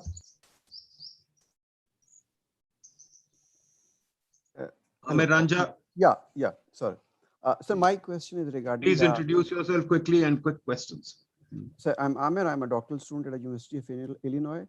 My question is regarding HEC's abusive role of its regulatory powers, especially vis-a-vis attestation of degrees. Like, it appears very simple, as I think Dr. Parvez Udbai was endorsing it. I know to some extent it is very important, but like that's from a strategic perspective. From a student perspective, it is really bad experience. For example, I have a degree from a foreign university. I put up my request and within 48 hours, I get my transcripts ready and those are delivered within 96 hours. But when I have to get my degree attested from HEC, on one occasion, I have to visit 4 times. First, I had to prove my degree. Then I have to prove the credentials of PIDE. I had to tell them it's a federally administered university. And then finally, I had to prove to them in probably my 4th visit that the degree, that specific degree program, which I have completed from PIDE, is also recognized by the HEC. So the logic of your regulatory power stems from the fact that you have all the relevant information and record. If you don't have all these records, then you don't have any prerogative or any right to conduct this attestation. Is simply ridiculous. So I think, first of all, HEC needs to put its house in order and they must behave in a mature and professional way. And second, sorry. Okay, thank you. Okay, ji. Manzoor Sumro Saab, ECOSF, bataiye, please tell us what ECOSF is. Manzoor Sumro Saab.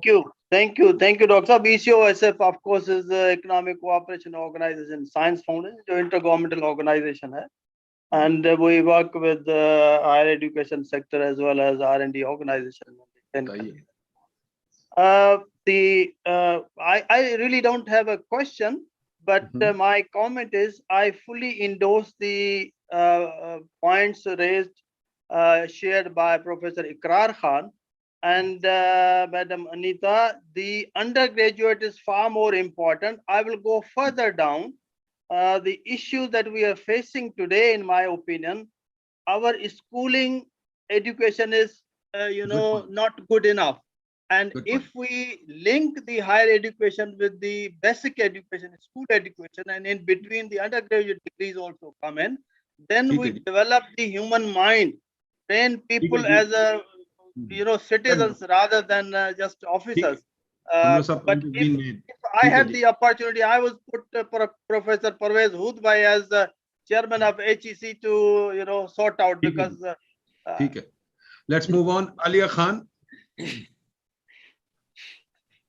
Hoodbhai, you got a big endorsement. Alia Khan. Ji, thank you. I would just like to submit that I think we have to face certain hard facts. One of them being that, yes, maybe some of the ills of the higher education system that we are talking about can be dealt with HEC shedding some of its regulatory functions like attestation of degree and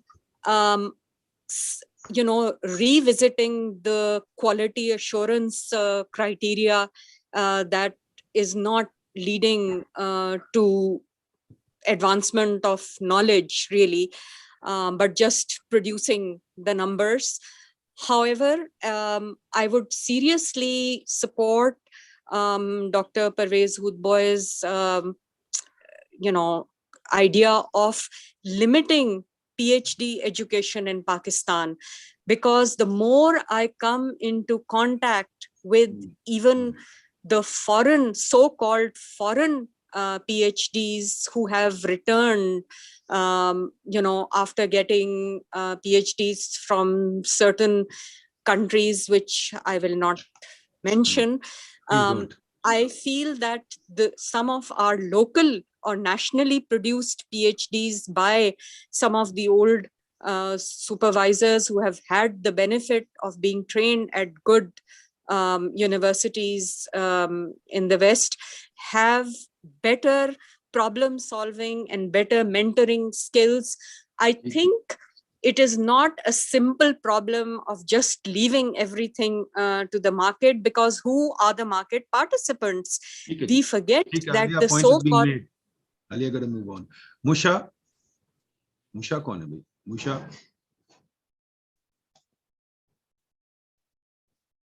Yes, Assalamu alaikum everyone. Actually, I have a couple of questions to ask. The first question to the all panelists, because we want to know the data of scientific outcome before and after HEC, because that needs to be elaborated, because the first question was asked related to do we really need HEC or not? So I think it needs to be elaborated that what scientific data that we have before and HEC establishment that would...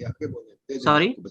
That's a first question. Then my second question is a little bit hard, especially to Professor Hoodbhai, because he's always pointed out Professor Ataur Rahman, and it's quite a kind of personal attack. Let's not make it about personalities. Okay. Yeah. So my question is to Professor Hoodbhai. I mean, because you always talk about the quality of education. So does he produce, I mean, like a kind of research publication in science and nature as far as the quality concerned?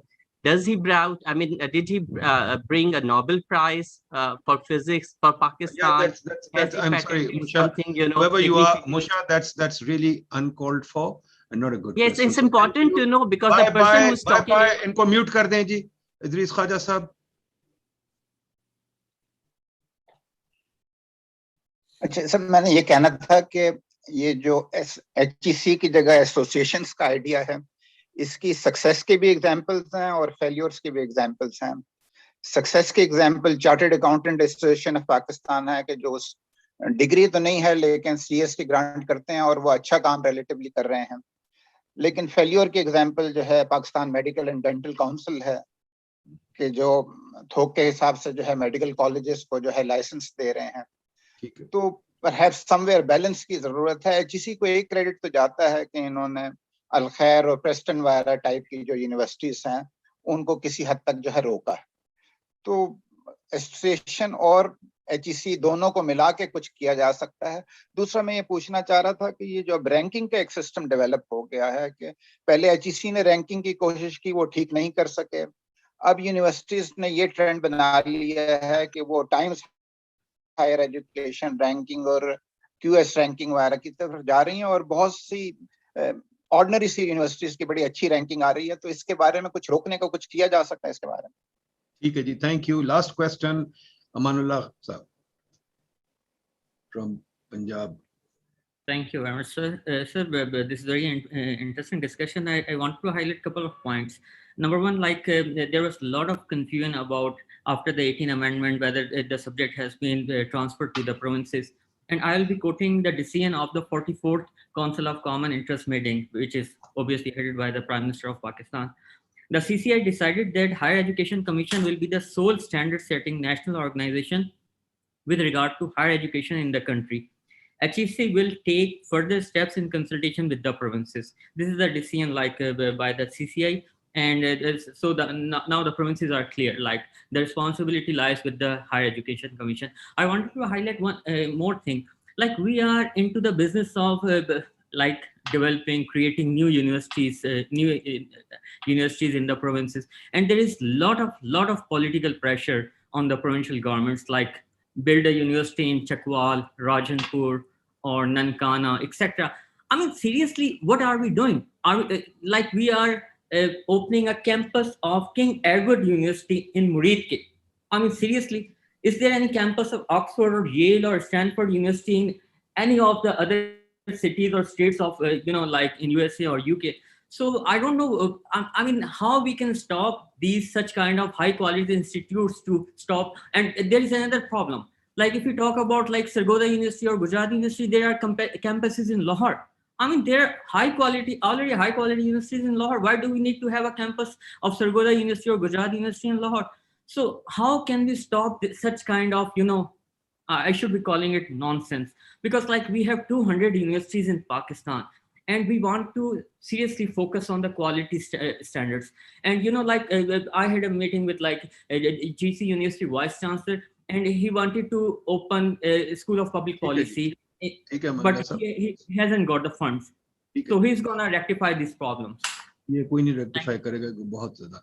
अच्छा जी, who wants to start off with last comments, answering the question on your last comments? I would like to just, I have picked up just one interesting comment from the first, hand raised. He has talked about administrative positions in the universities. पिछले 2-3 साल में HEC ने एक unnecessary universities में storm in the teacup create किया। अब उससे वो withdraw कर गए हैं। उन्होंने कहा जी कि जितनी भी एडमिनिस्ट्रेशन की पोजीशन है और एकेडमिक पोजीशन है इनको अलहदा कर दें। अब अगर आप एक्ट देखें तो एडमिनिस्ट्रेशन की सिर्फ 4 पोस्टें हैं ट्रेडिशनल सेंस में, vice chancellor, registrar, treasurer and control of examination.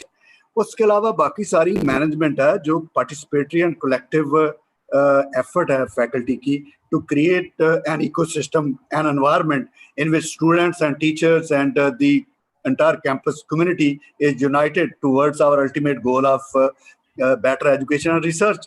अब वो कहते हैं जी डायरेक्टर रिसर्च भी एडमिनिस्ट्रेटर है, डायरेक्टर एडवांस स्टडी भी एडमिनिस्ट्रेटर है, चेयरमैन ऑफ डिपार्टमेंट भी एडमिनिस्ट्रेटर है, डीन भी एडमिनिस्ट्रेटर है, और ये फुल टाइम है। ये हॉस्टल का सुपरटेंडेंट, वार्डन भी जो उसमें रहते हैं, फैकल्टी मेंबर हॉस्टल में और बच्चों के साथ इंटरेक्ट करते हैं। It is a very good ecosystem. वो कहते हैं ये अलहदा कर दें, ये एडमिनिस्ट्रेशन पोजीशन है। तो इस तरह से 300 एडमिनिस्ट्रेटिव पोजीशन क्रिएट हो जाती है। इसके पैसे कौन देगा? तो ये HEC ने पिछले 2-2.5 साल यूनिवर्सिटी को, सरकारी यूनिवर्सिटी को टका के खराब किया है और उसके बाद फिर फाइनली विड्रॉ कर लिया। तो ये इस तरह की जो एक्सरसाइजेज हैं, ये HEC को चाहिए कि ये ओवर रेगुलेशन है। प्लीज यूनिवर्सिटियों को जो है वो ऑपरेट करने दें with their autonomy. You are regulator, you have every right to find out what's happening, you have every right to give a policy, but you do not have right to micromanage the university. ये micromanage करने की जो कोशिश की है, इससे बर्बादी शुरू हुई है। और यहाँ से ये जो है यहाँ पे शुरू हुई है महाजराई। ये महाजराई HEC के कुछ वेस्टेड इंटरेस्ट ने क्रिएट की है। मैं नहीं समझता कि HEC के चेयरमैन जो है वो इस महाजराई में थे। वहां भी नीचे अंडरडॉग हैं बड़े, वो अंडरडॉग कहते हैं कि मेरी मर्जी का बंदा सिंडिकेट में बैठा हो। साहब, एक बात का आपने जवाब नहीं दिया, ये सिंडिकेट और सेनेट क्या है? ये हर यूनिवर्सिटी को क्यों सिंडिकेट, सेनेट, एकेडमिक काउंसिल और पता नहीं क्या क्या चीजें बनानी पड़ती हैं? ये HEC ने लॉ बनाई, हर यूनिवर्सिटी की लॉ क्यों होती है? मेरा ख्याल ऑक्सफोर्ड की कोई लॉ नहीं है, कैम्ब्रिज की कोई लॉ नहीं है।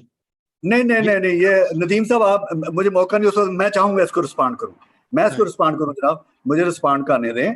ये स्टैट्यूटरी लेयर है, सारी यूनिवर्सिटियों में, सारी दुनिया में होती है। अब यूनिवर्सिटी ऑफ कैलिफोर्निया का जो गवर्निंग बॉडी, उसको रीजेंट्स कहते हैं।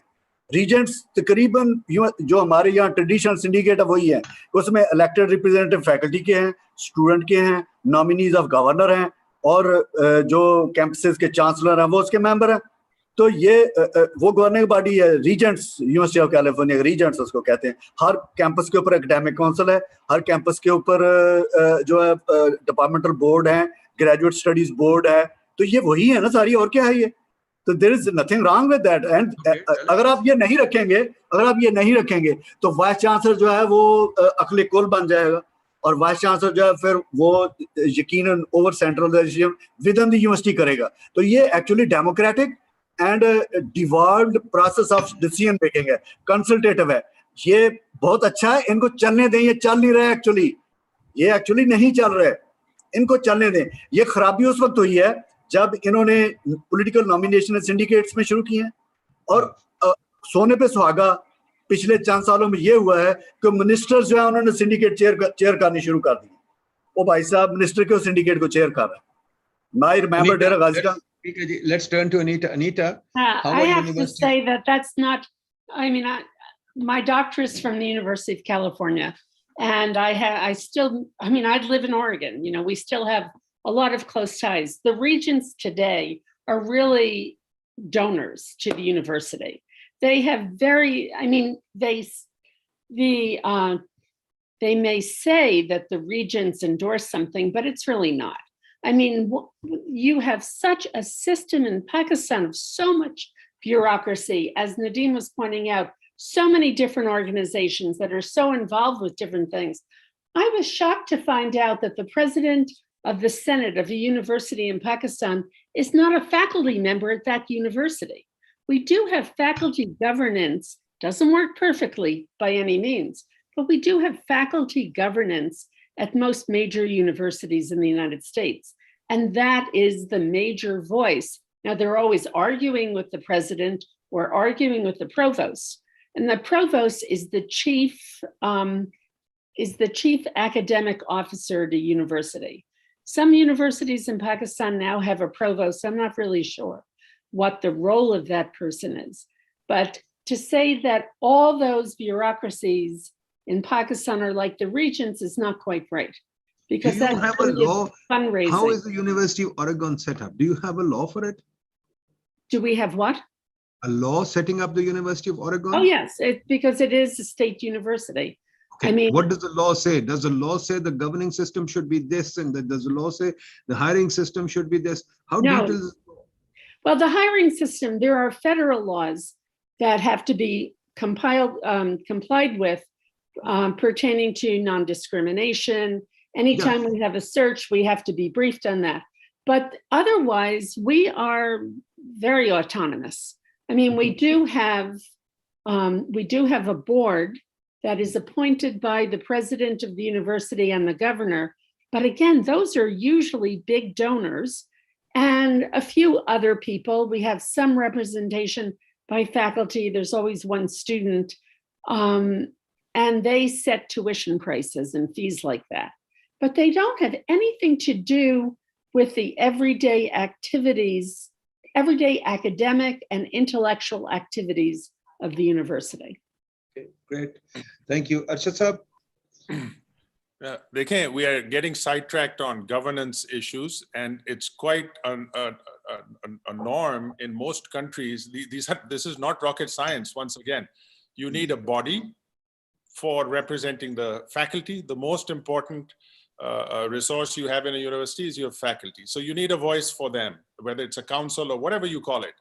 Then you need a voice for those who are going to be in leadership positions, who have to actually make the policies that reflect the directions that faculty would like to go in. So they're in a service position, although they have a power and they have leadership. This is represented in the form of a Senate, which we are mixing up with the role of the trustees. Trustees or regents, as I think Ikrar Saab was calling them, they are the ultimate oversight body. Yes, they're looking after funding, but they're also looking after whether the systems that are in place have integrity, whether they are able to carry out the normative expectations we have of these bodies. So let's put that aside for a moment. This is not rocket science. We don't have to go to the University of Oregon to figure this out. Every country on earth will have some modified ways, whether it's in the UK or in Canada or Australia or United States, different versions of the same thing. Pakistan, we are trying to do the same thing, but we've got the wrong people in it. Just like Ikrar Saab was just saying, you've got people who have no business in higher education sitting on these bodies, chairing these bodies, and appending them with their own vested interests. That has to be cleaned up. But let me come back to some of the questions and really, again, step back. You raised a very nice topic today about questions around HEC. I think some of us are trying to also say that, let's not get too carried away by picking HEC as our only target. We are talking about a system within another bigger system.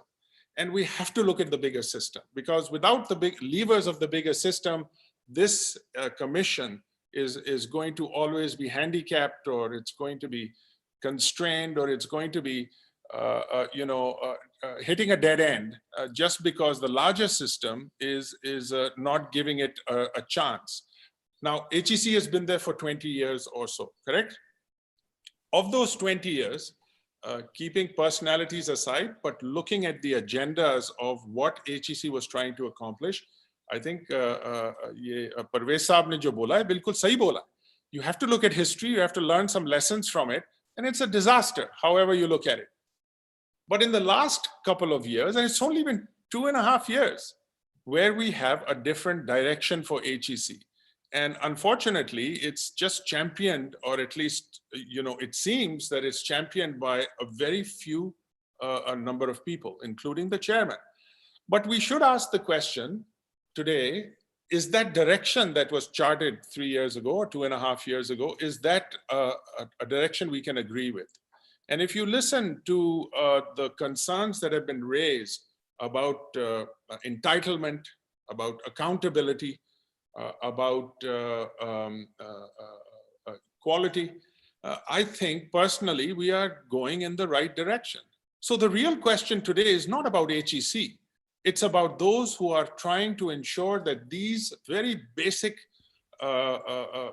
directions of removing entitlements and the long list that you had, and I think everybody has, to clean up HEC, to instill accountability, that you need to let them at least move in that direction. What the question today is, why is the government appending, finally after 20 years, we've got an agenda, a reform agenda that the board has endorsed with good people in it, with the chairman who has articulated it very clearly, here are some of the things we're trying to move the needle on.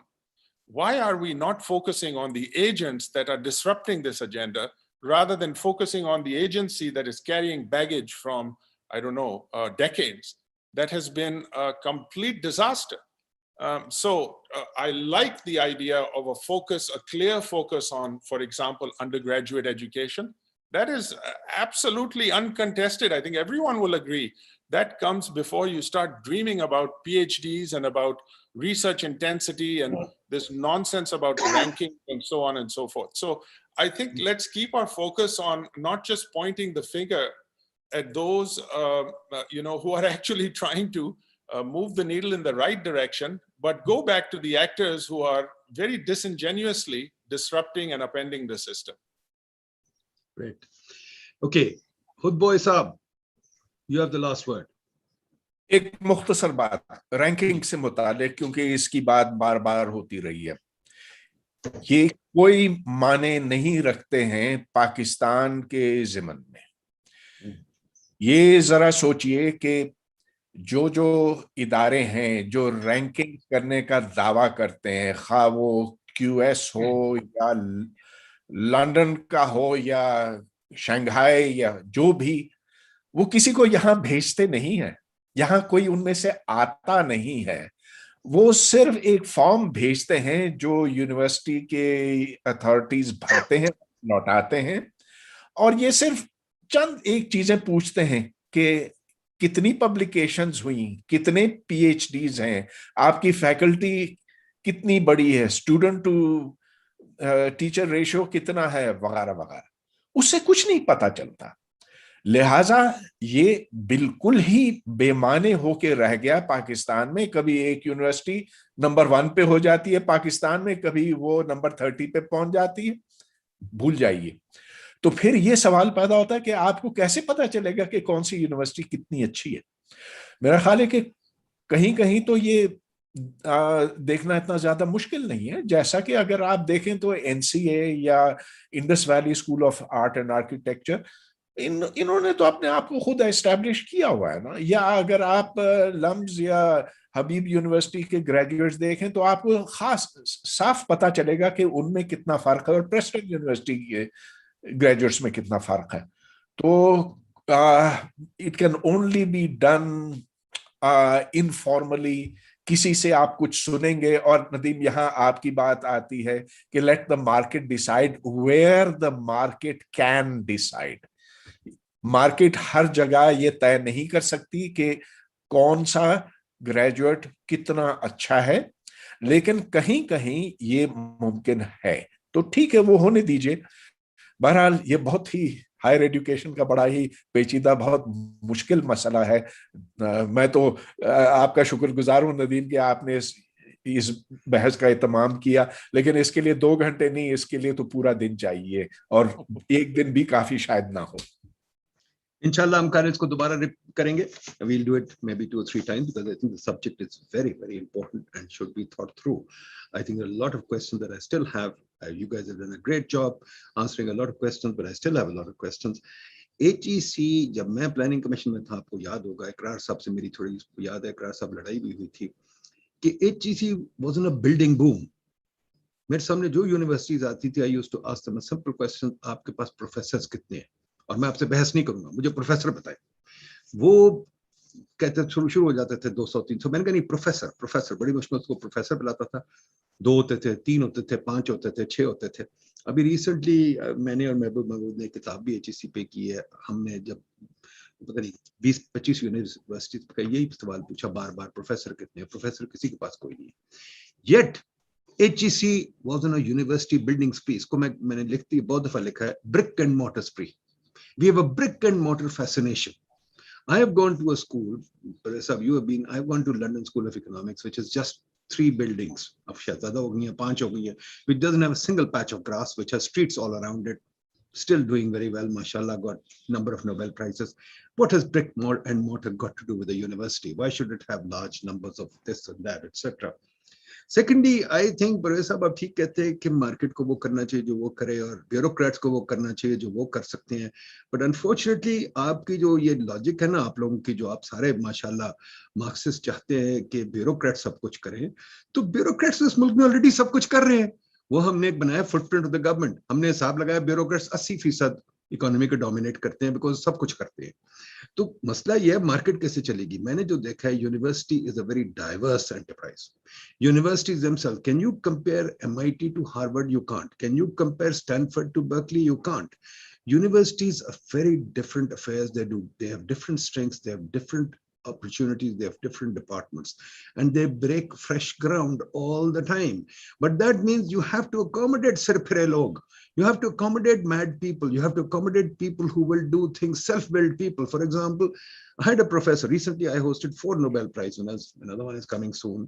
I asked that guy, one of my professors was Sandy Grossman, Oliver Hart ko maine pucha, Sandy Grossman kahan hai?